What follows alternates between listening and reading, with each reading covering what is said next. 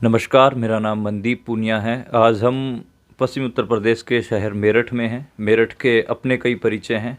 एक परिचय जो मैं आपका मेरठ से करवाना चाहूँगा वो घासीराम मलिक जी के थ्रू करवाना चाहूँगा। वो इस शहर के इंटेलेक्चुअल हैं, पढ़ते हैं, लिखते हैं और किसी भी इलाके का एक हिसाब से जो पॉलिटिकल, सामाजिक, आर्थिक जो चिंतन होता है वो एक बुज़ुर्ग, एक पढ़ने लिखने वाला आदमी अपने अंदर समेटते रहता है सालों साल।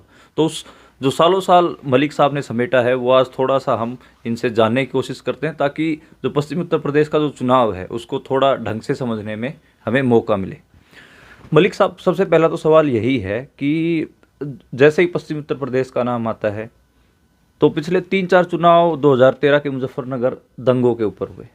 तो सांप्रदायिकरण, सांप्रदायिकता की राजनीति, फिर आपकी 58 सीटों में से 53 सीटें बीजेपी को चली जाती हैं, 5 सीटें ही विपक्ष को जाती हैं। तो इन सब चीज़ों पे बात होती है। तो ये जो पूरा पेड़ बढ़ा इन पिछले 3 चुनावों में, जिसने फल दिए किसी चुनावी पार्टी को, तो उसकी जड़ें पहले से ही मौजूद थी या फिर ये अब 2013 में ही विशेष कर लगा आपको? क्या इसका एक थोड़ा सा हमें बैकग्राउंड बता देंगे तो?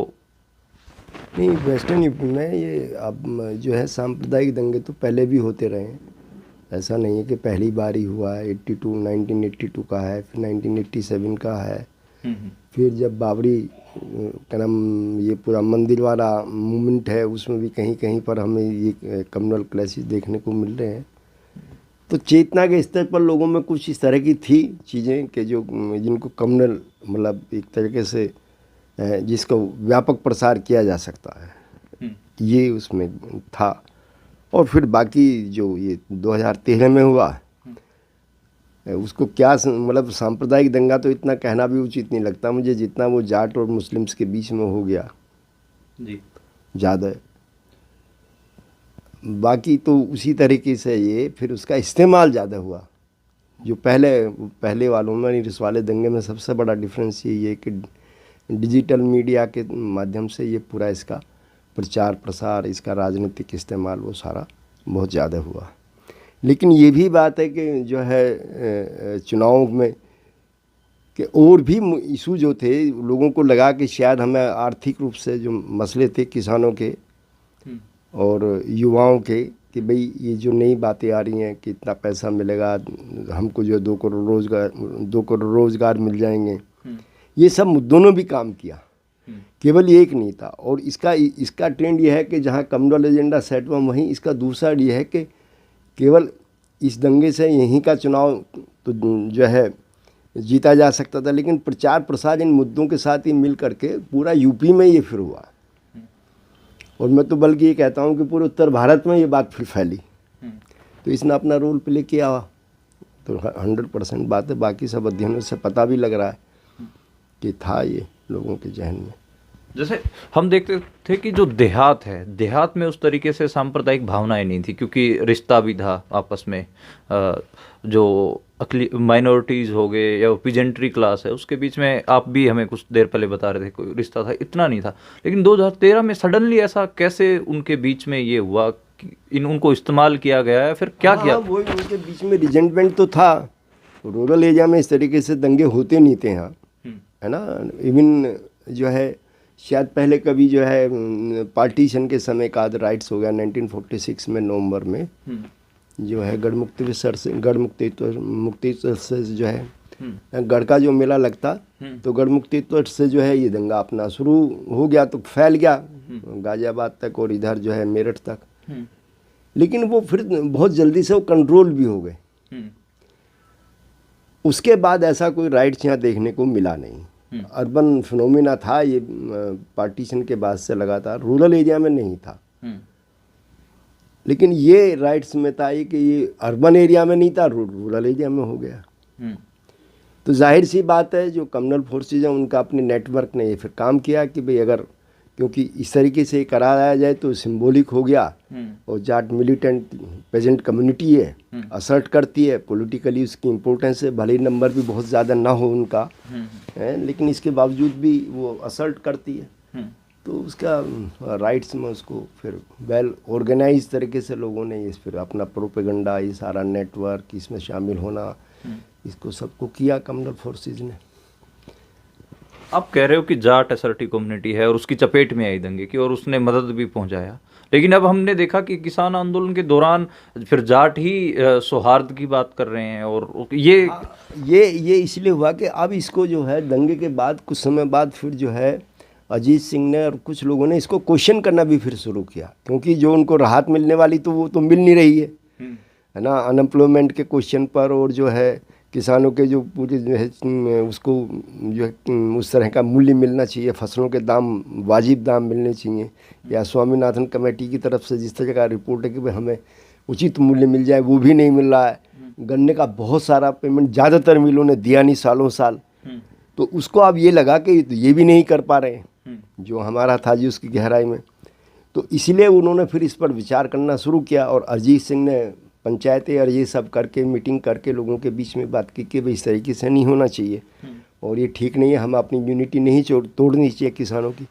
लेकिन वो बहुत सक्सेस नहीं हो पाए, कोई उस तरह का मास मोबिलाइजेशन नहीं हुआ जैसा पेजेंट मूवमेंट ने किया है। तो इट वाज द किसान पेजेंट मूवमेंट जिसका मास मोबिलाइजेशन हो जाने से फिर उसके खिलाफ जो है लोग उठ खड़े हुए कि भाई ठीक है, ये ठीक नहीं है, राइट से तो हमारे इशू जो है पीछे चले जाते हैं जो मेन इशू हैं, और हमारा जो है ये नुकसान भी उसमें हो गया। तो फिर ये किसान आंदोलन की फिर ये देन है। अभी आप पिछले 1-2 साल से जो पढ़ लिख रहे होंगे या फिर जो इलाके से समाचार भी मिलते होंगे, इलाके में जाते भी होंगे, गांव देहात से, अब किस तरीके का माहौल आपको देखने को मिलता, खबरें, अब आप इस पूरे माहौल को कैसे अब यही है कि भाई जो लोगों के बीच में बात है ये कि अभी ऐसा नहीं कि बिल्कुल ये फिजल्ड आउट हो गया कम्युनल फिनोमिना, थोड़ा बहुत तो रहता है वो उसका हिस्टोरिकल कारण है।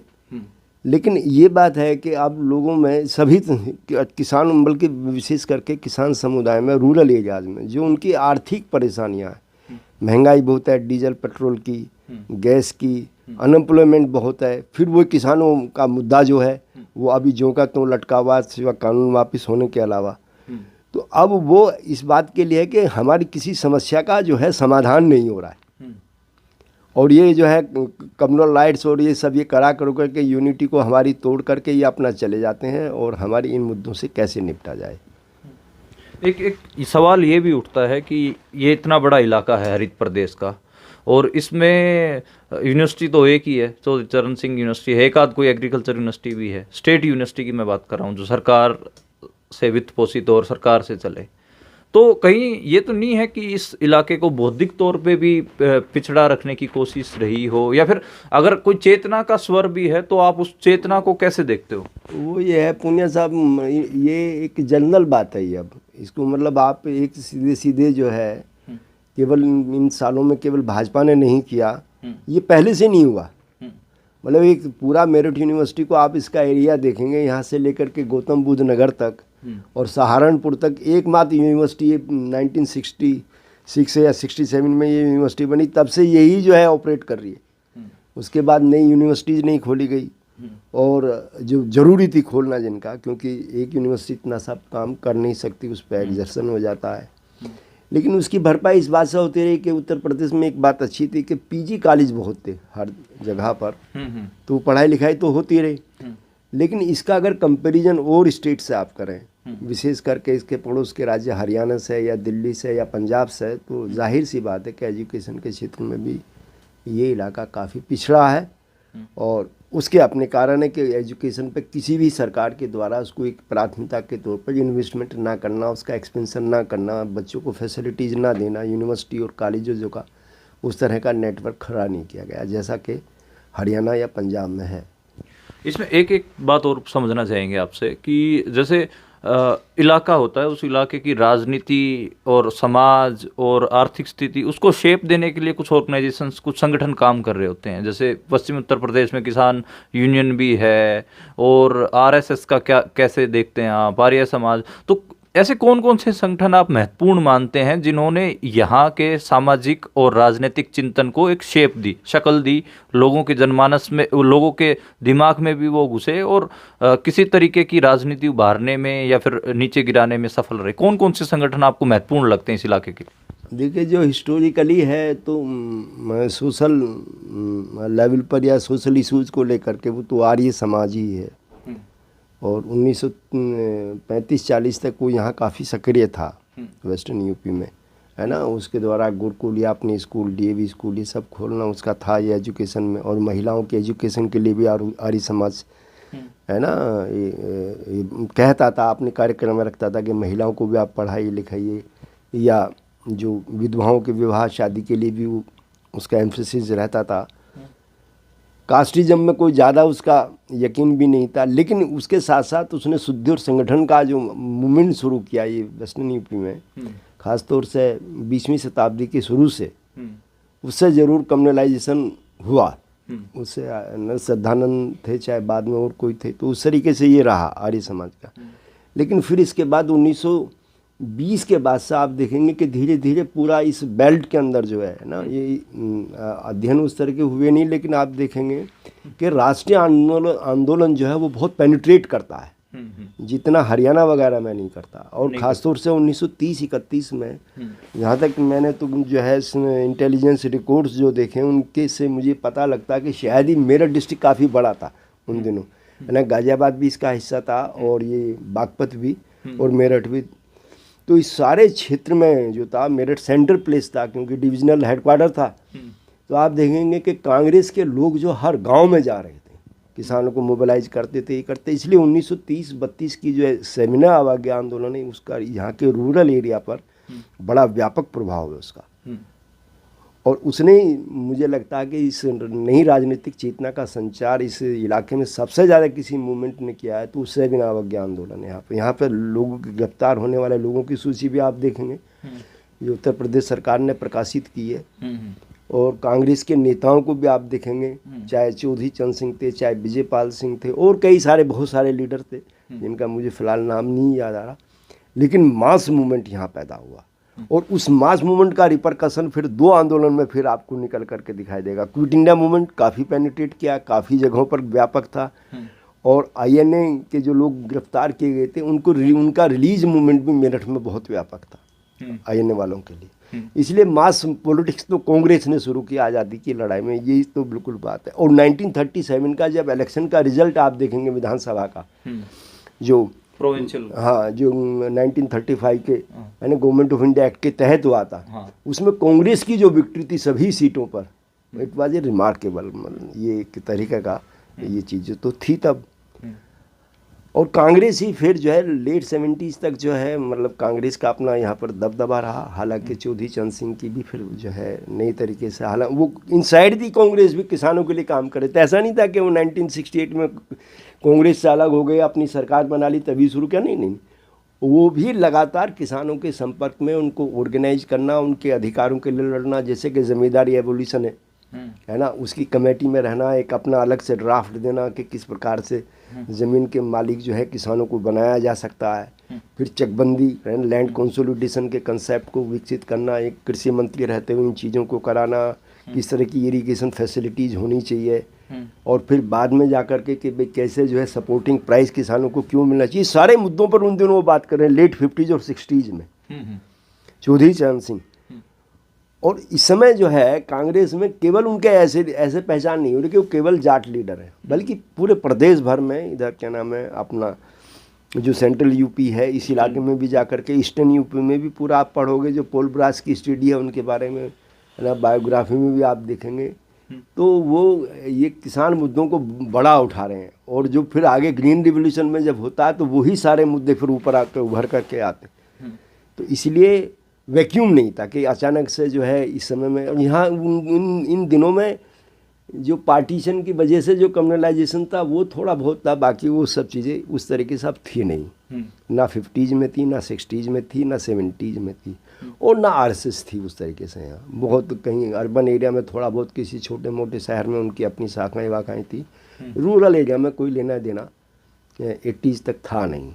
मैं एक चीज़ और देखता हूँ अभी, तो इसलिए आप ये जो है एक सेकुलर और डेमोक्रेटिक मूवमेंट का भी ये इसके साथ साथ, और जो ग्रीन रिवोल्यूशन है उसमें इसका एक मतलब पूरा सानिध्य था, पूरा मतलब एक साथ मिलकर के जो है वो चल रहा था। उसमें ऐसा कोई था नहीं, हालांकि जातियों के आधार पर कुछ रहता था, जातियाँ असर्ट करती थी, पर ये सब नहीं था जो अब हो रहा है।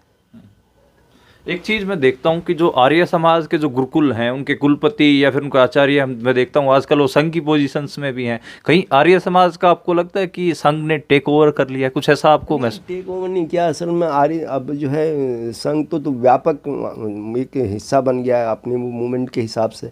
जब से उन्होंने मंदिर इशू को लेकर के चलाया तो आरएसएस का प्रभाव तो है। अब इसका जो है ये तो मतलब जो है छोटे छोटे जो ग्रुप जो बन जाते हैं आर्य समाज का, तो वो रह गया और आर्य समाज के पास में और कोई विकल्प नहीं है सिवाय इसके पीछे चलना। और उस तरीके से ये वेल ऑर्गेनाइज भी नहीं है जैसा पहले था, क्योंकि एजुकेशन वगैरह में उन्होंने काम भी किया था, महिलाओं के उत्थान के लिए भी काम किया था, जातिवाद के विरोध में भी काम किया था, वो था अंदर में उनका। लेकिन एंटी मुस्लिम भी था, आप सत्यार्थ प्रकाश पढ़ेंगे तो उसमें सब चीज़ें निकलती हैं। लेकिन अब आर्य समाज का उस तरीके से कोई इम्पैक्ट ज़्यादा रह नहीं गया। It is a part of, मतलब वो पूरे जो लार्जर स्केल पर जो कम्युनल मोबिलाइजेशन है, it is a part of that communalisation led by the BJP and RSS. आपकी जो उम्र है वो बताती है कि आपने ग्रीन रेवोल्यूशन को अपनी आंखों से देखा है। ग्रीन रेवोल्यूशन का पश्चिम उत्तर प्रदेश के समाज कैसे बदल रहा था और अब तक वो समाज बदलाव कहाँ तक पहुँचा? किस तरीके के नए रिच या फिर नए अपर एलीट या फिर ये या कहें कि नए तरीके की क्लास कैसे पैदा हुई और लेबर रिलेशन कैसे बदले, वो कुछ अगर आप बता पाएं। हाँ, वो तो ग्रीन रेवोल्यूशन का एक सब जो इम्पैक्ट है वो रूरल सोसाइटी में काफ़ी व्यापक है। उसकी वजह यह है कि दो तीन चीज़ें एक साथ उसमें होती हैं। मतलब जैसे कि जो फसल थी, मुख्य फसल यहाँ पर तीन थी वेस्टर्न यूपी में, शुगर केन और गेहूँ और धान। तो इनका प्रोडक्शन बहुत बढ़ गया और प्रोडक्शन ये बढ़ गया कि नए नए सीड आए, साइंटिफिक मेथोडोलॉजी से एग्रीकल्चर होने लगी। पहले प्रति बीघा 2-2.5 कुंटल, मतलब एक सवा कुंटल से ज़्यादा पैदा नहीं होता था गेहूँ। अब जो है 3 कुंटल 4 कुंटल 5 कुंटल तक होने लगा एक बीघा में। तो जाहिर सी बात है उनके पास जो है ज़्यादा उत्पादन होने की वजह से पैसा आया है और नए तरह का एग्रीकल्चर का जो ट्रांसफॉर्मेशन होता बहुत तेज़ी से, और उसमें फिर उसका मशीनीकरण भी होता है ना। अब चकबंदी हो जाने से लैंड कंसोलिडेट होगी तो आप किसान को फिर इरिगेशन के लिए जो कैनाल था उसके समानांतर ही जो है ट्यूबवेल सिस्टम जो था वो विकसित हो जाता है ग्रीन रिवोल्यूशन में। तो लेट 60s से और 70s में किसान के पास पैसा पहुंचता है निश्चित रूप से, उसमें आर्थिक संपन्नता भी आती है और इसीलिए वो फिर वो जातियाँ असल्ट करती हैं। और लेबर की जहाँ तक बात है, लेबर का तो उसमें कुछ ज़्यादा होता नहीं, वो तो उसको ठीक है, उसका कुछ जो लेबर उसको जितना मिलता था, आई मीन जो दलित जातियाँ थी, जो most of them agriculture labour, उनको पेमेंट होता रहता है, उनकी भी स्थिति में सुधार आता है कि ऐसा नहीं है कि बिल्कुल एकदम वो हो जाता है कि कोई सुधार नहीं आ रहा है। लेकिन वो कॉन्ट्राडिक्शन जो रहता है एग्रेरियन सोसाइटी में, कृषि समाज में, कि भाई जो काम लेबर करने वाला है और जो उसको पेमेंट करने वाला है, जिसके यहाँ वो काम कर रहा है, तो उसमें विरोधाभास रहेगा। किसान चाहेगा इसको कम देना पड़े मुझे और लेबर चाहेगा मुझे ज़्यादा मिले, तो वो एक कॉन्ट्राडिक्शन बना रहता है। तो किसान की अपेक्षा उसका ज़्यादा वो जो है आर्थिक संपन्नता उसमें इतनी नहीं आई, और इसलिए फिर वो जो है बीएसपी के मूवमेंट में वो कन्वर्ट हो जाएगा जो लेबर है ना। और धीरे धीरे कांग्रेस की पॉलिटिक्स को जो है, जो अभी तो जो लोकदल के साथ थी, वो जो है नीचे की तरह जाना शुरू हो गया। अब चौधरी साहब तो बूढ़े हो गए, 80 के बाद से उतना जो है वो कर नहीं सकते थे लोकदल को जितना वो पहले कर पाए थे। और अब नई पॉलिटिकल फोर्सेस पैदा हो जाएंगी जिसमें बीएसपी का महत्वपूर्ण ट्रांसफॉर्मेशन है, उन लोगों को ऑर्गेनाइज करेगी, संगठित करेंगे, वो असर्ट करेंगे। लेकिन इकोनॉमिक स्थिति में उनके ज़्यादा किसी प्रकार का बदलाव उसके दौर में होता नहीं है। हाँ,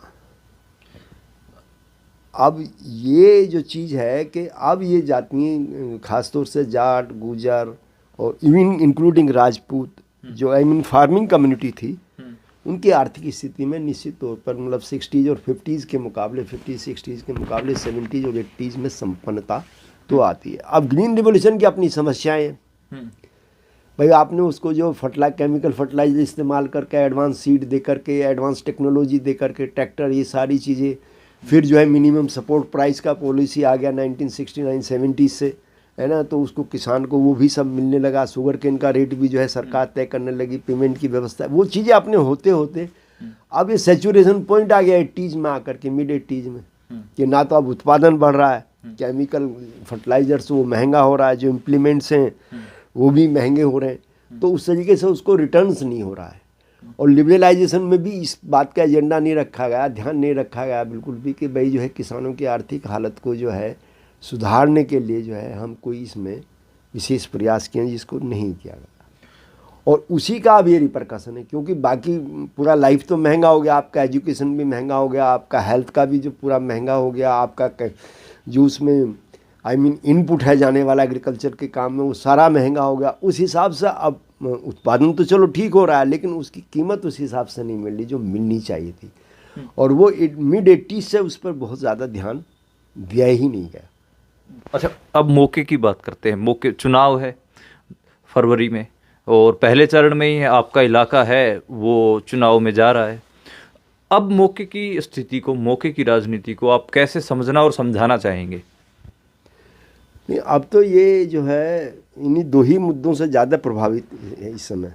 पहला तो किसान आंदोलन से, क्योंकि जब इतना सारा किसान वहाँ दिल्ली में रहा, तो जाहिर सी बात है पॉलिटिकल चेतना गुणात्मक रूप से, क्योंकि पॉलिटिकल जो राजनीतिक चेतना है उसमें गुणात्मक परिवर्तन देखने को मिल रहा है। उस तरह का लोगों के बीच में कम्युनल एजेंडा अब है नहीं, मतलब थोड़ा बहुत तो रहेगा, लेकिन वो कोई अब डोमिनेंट फैक्टर नहीं लगता है।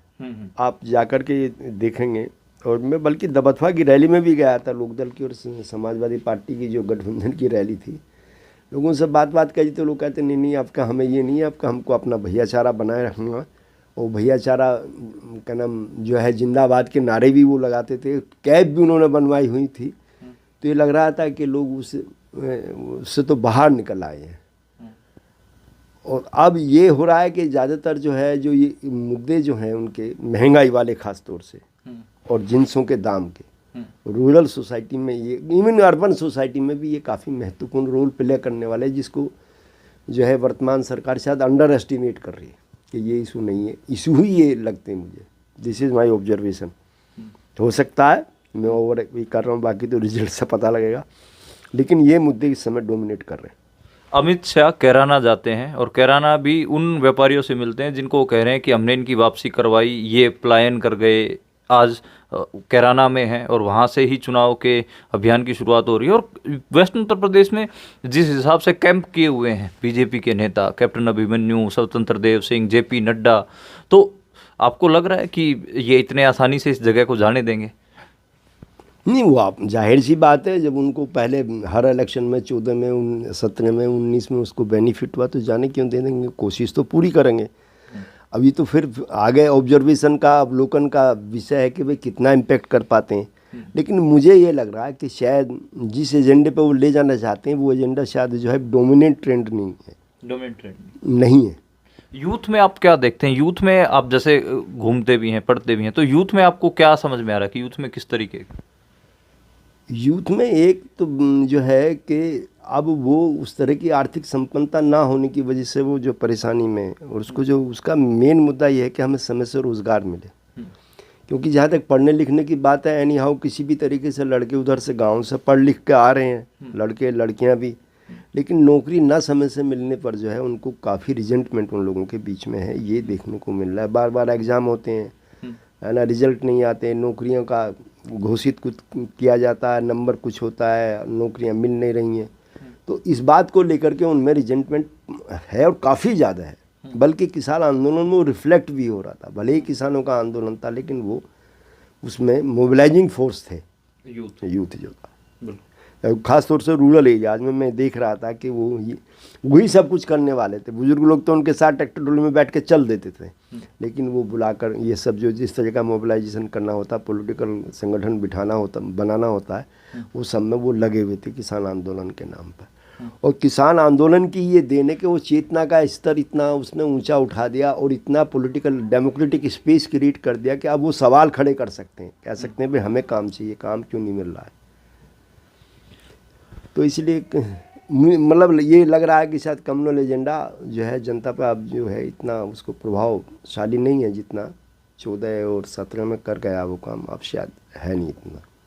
मेरे सवालों का पिटारा तो ख़त्म हो गया है, लेकिन आपके मन में कुछ और हो, आपको आप बताना चाहें, जिससे थोड़ा जो बाहर का व्यूअर है, पश्चिम उत्तर प्रदेश से बाहर बैठकर जो देखना चाह रहा समझना चाह रहा है, उसकी समझ में भी इजाफा, और जो पश्चिम उत्तर प्रदेश का आदमी है वो भी थोड़ा कुछ समझे कि इलाके में कुछ ऐसी कोई महत्वपूर्ण घटना है, कुछ इंसिडेंट, किस्सा आप तो भरे पड़े हैं इन किस्सों से, तो कुछ बताना चाहें अपने यादगारी से।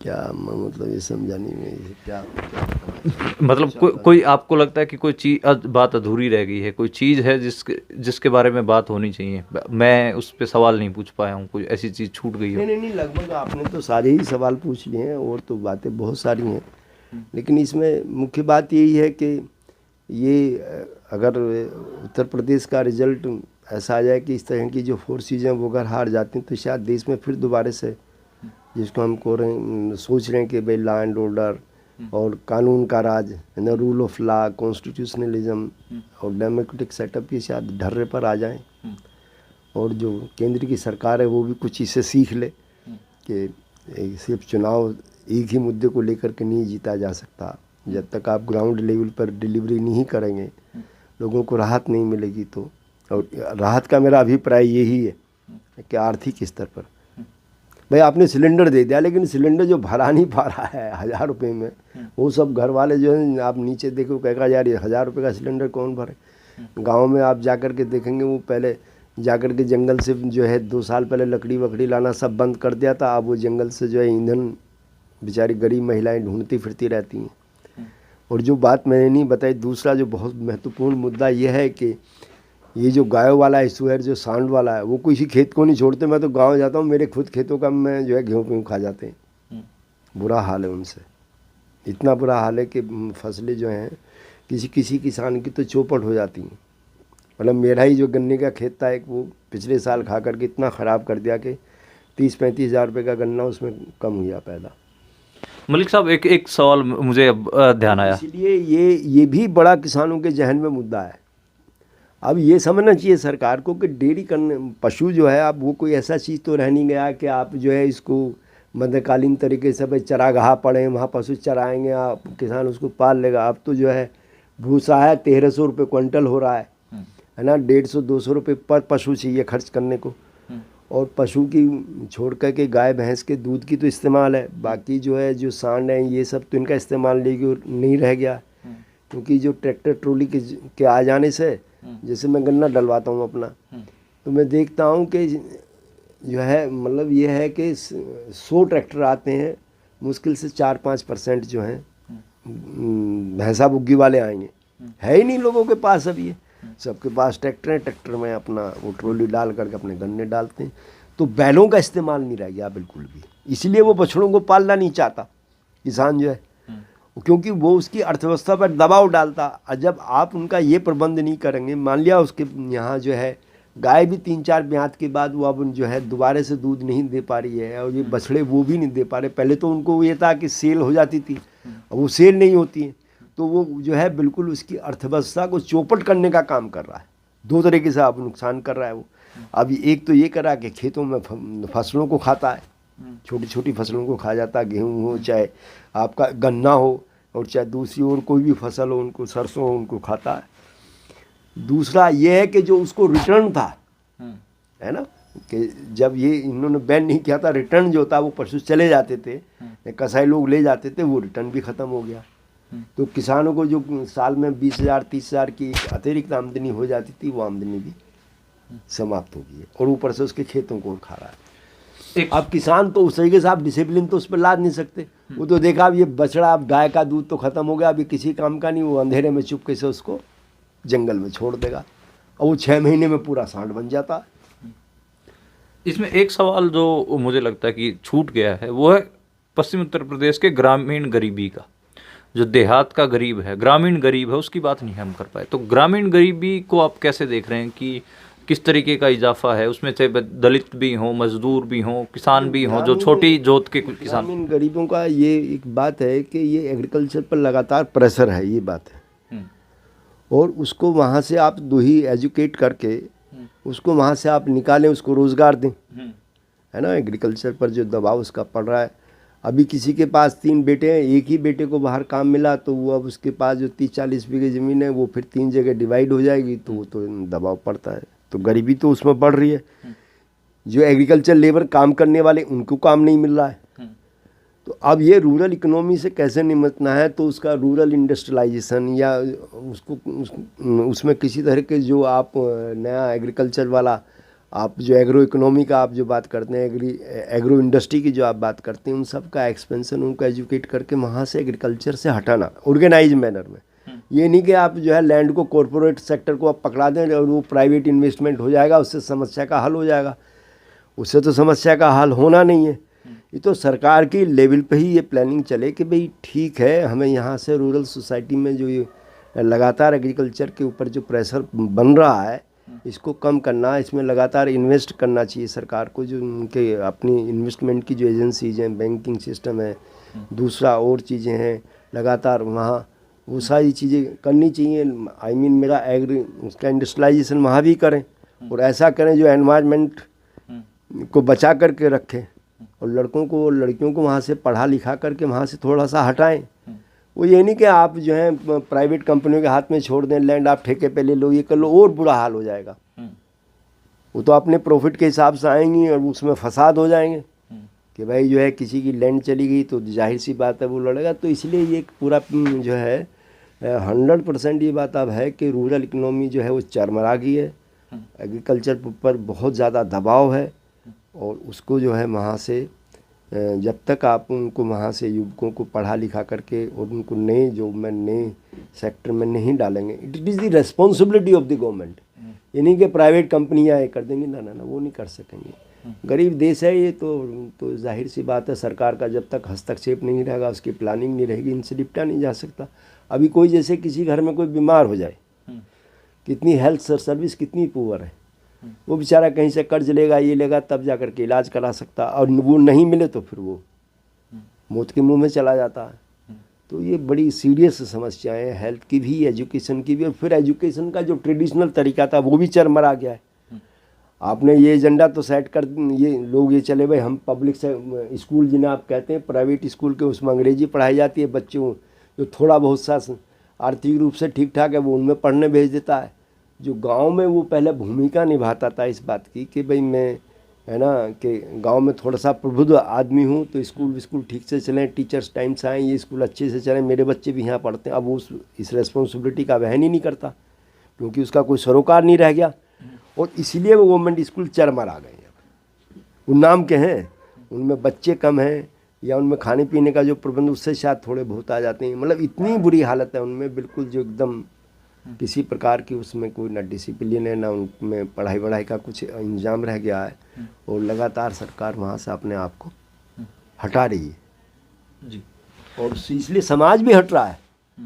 मतलब समाज के जो गांव के जो प्रबुद्ध आदमी बैठ करके पंचायत करके मीटिंग करके वहाँ लोगों को, टीचर्स को, और जो है ये सब सरकार से भी कहते रहते थे ये चीज़ें होनी चाहिए। हम खुद उन स्कूल में पढ़ कर आए, तब गांव के लोग पूरी जिम्मेदारी से उनमें जो है इंटरवीन करते थे। अब ऐसा है नहीं और इसीलिए वो ट्रेडिशनल एजुकेशन बर्बाद हो रही है, नहीं बनी है वो पैसे वाली, और उसमें पढ़ाना सबके बस की बात नहीं। इसीलिए बहुत ज़्यादा लुम्पन एलिमेंट भी पैदा हो रहा है रूरल एरिया में। उसके पास काम नहीं है, आप उसको जो है आप कामों में लगा दिए। शाम के टाइम आप देखिए इन सारे युवकों में नशाखोरी, ये सब चीज़ें, सब वो जो बुराई हैं वो भी पैदा हो रही हैं। तो ये थे घासीराम मलिक साहब। इस इलाके में अभी तो ये रिटायर हो गए हैं, घूमते हैं, फिरते हैं, पढ़ते हैं, लिखते हैं। और एक ओवरऑल जो पर्सपेक्टिव था उत्तर प्रदेश का, जो हमने इनसे समझने की कोशिश की, चेतना के स्तर से लेकर और ग्रामीण गरीब तक हम गए और इन्होंने बड़े अच्छे से हमें बताया। हमारी कोशिश रहेगी कि इसी तरीके के इंटरव्यूज़ इस इलाके से आपको दिखाते रहें और साथ में जो देहाती इलाका है और शहराती भी जो लोग हैं उनसे आपको रूबरू करवाएंगे और राजनीति किस तरीके की शेप ले रही है यहाँ पर और किस तरीके से चुनाव में उसका असर रहेगा वो आपको बताने की कोशिश करेंगे। शुक्रिया।